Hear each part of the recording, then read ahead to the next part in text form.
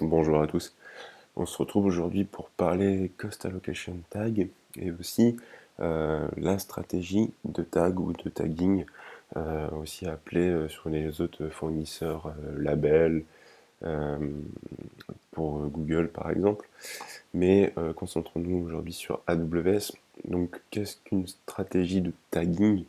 En fait, c'est mettre en place des tags que l'on souhaite appliquer sur les ressources pour pouvoir avoir plus de granularité sur la vision des ressources, sur la catégorisation des ressources et aussi sur le billing. En fait, pour moi, c'est un premier step, la première chose à faire pour avoir une bonne granularité sur ce qui va être appelé en fait les factures, les bills et en fait la partie FinOps. Donc la première chose à faire, c'est ça pour moi à mettre en place.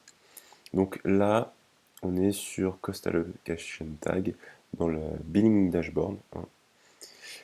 Moi, ce que je fais et ce que je préconise, c'est de mettre plusieurs tags sur les ressources.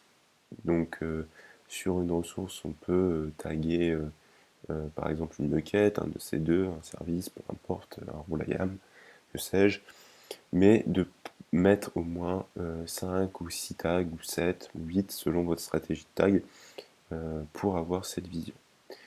Donc, ici, on peut voir déjà quelques ressources que j'ai taguées, et aussi des ressources qui ont été taguées par des services managés euh, par AWS en fait, hein, comme par exemple Amazon Grafana Managed ou par défaut name. Par exemple, ça c'est juste le nom d'une instance qui est taguée pour lui affecter un nom. Donc moi je préconise 4 tags euh, cost pour avoir une bonne stratégie de tagging et une bonne granularité. On va voir ensemble ces différents tags et deux autres tags qui vont servir à avoir plus de particularités. Et on va parler euh, de particularités sur les projets, les noms, de qui fait quoi. Et après, on va parler de ça un petit peu aussi. Donc, le premier, c'est ici Cost Application. Cost Application, ça va nous permettre de voir ce qu'on a, le type de projet qu'on a déployé. Par exemple, je sais pas, moi, on souhaite déployer un Grafana non managé, hein, donc un Grafana sur une instance. On va appeler Cost Application Grafana, par exemple, ou Zabbix, ou que sais-je. Ou par exemple, si on veut faire une instance dédiée pour du billing, on peut appeler Cost Application Billing, peu importe. C'est plutôt le nom du projet sous-jacent avec ce que ça va faire et l'application. Donc s'il y a plusieurs composants dans l'application, ça va être l'ensemble de l'application qu'on va appeler ici. Je vais passer du coup à Cost Component, et c'est parce que j'en parle, c'est euh, ce qui va être les composants de l'application. Donc ça peut être par exemple pour je vais prendre notre exemple de Grafana sur une instance. Donc là, on va mettre Cost Component EC2, par exemple, Cost Component Security Group, Cost Component IAM Role, IAM Policy, peu importe. Donc ça, c'est plutôt en fait ce qu'on va euh, retrouver au niveau des ressources. Donc ça va déjà nous permettre d'avoir ces deux visions-là, de qu'est-ce qui a été déployé en ressources et pourquoi. Maintenant, la business unit. La business unit, ça va être qui, en fait. Qui fait quoi. Donc ça peut être, je sais pas moi, euh, les devs, l'équipe 1, l'équipe 2, la DSI, des testeurs, peu importe. Voilà. Donc maintenant, on sait qui fait quoi. L'environnement, important, pour savoir ce que c'est et comment c'est utilisé. Donc par exemple, environnement de test, prod, pré-prod, recette et euh, production. On peut aussi faire un environnement de développement. Donc ça va nous permettre de savoir qu'est-ce qui est déployé et pourquoi en fait, si c'est du test, etc., etc. Après, on peut mettre aussi managed by.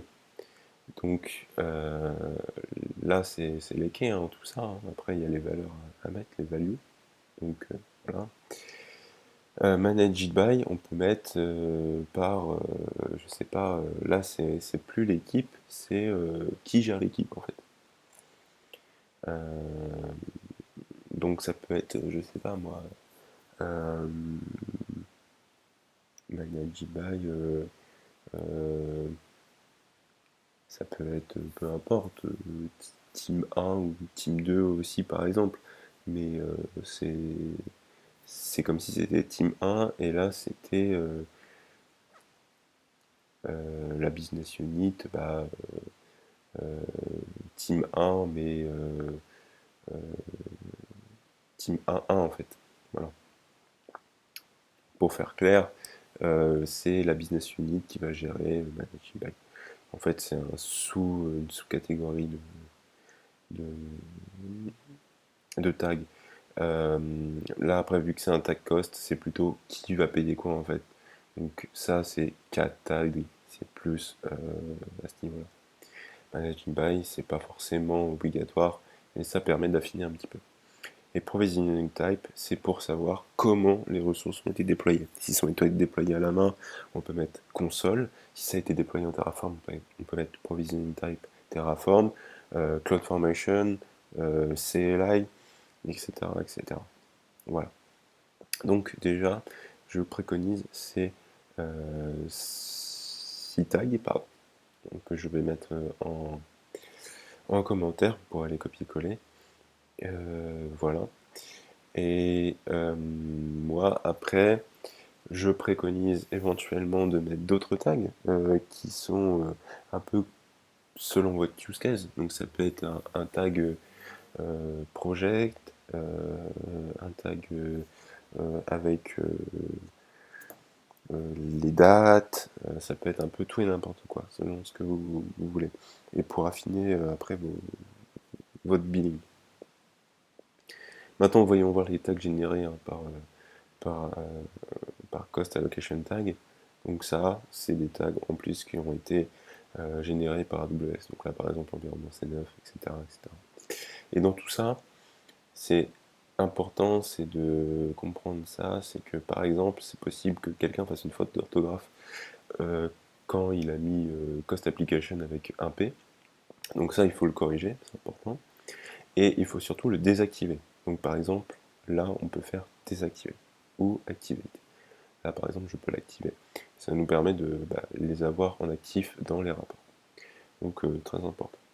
Pour moi, les tags, c'est la première chose à faire si on veut faire vraiment du finance. Si on veut avoir la pleine visibilité, la main sur ce qu'on fait, sur ce qu'on déploie, sur qui fait quoi, où, quand, comment, c'est très très important. Voilà. Et par exemple, un exemple, voilà, donc là je vais lancer Cost, Cost Explorer, et ça nous permet d'avoir une meilleure granularité sur les tags, par exemple si on souhaite mettre des tags ici. Donc en service par exemple. Alors là, forcément, j'ai pas de workload avec des tags, mais on peut aussi trier justement par tag, cost application. Je ne sais pas si ça va fonctionner parce qu'il n'y a pas grand chose. Non, bon, ça ne fonctionnera pas. Mais voilà, donc c'est des catégories qu'on peut trouver. Et pareil, dans Cost Explorer Report, hein, je m'ai fait une vidéo, vous pouvez aller la voir, on peut justement avoir ces rapports par tag définis. Voilà, c'est tout pour moi. Si vous avez des questions, n'hésitez pas à les poser en commentaire, je pourrais vous répondre, ou ça peut faire l'objet d'une nouvelle vidéo. Si vous avez aimé la vidéo, si ça vous a été utile, n'hésitez pas à la liker et à la partager. Et également à vous abonner à la chaîne pour suivre les nouvelles vidéos par la suite. En tout cas, très bonne journée à vous et ciao ciao, à la prochaine.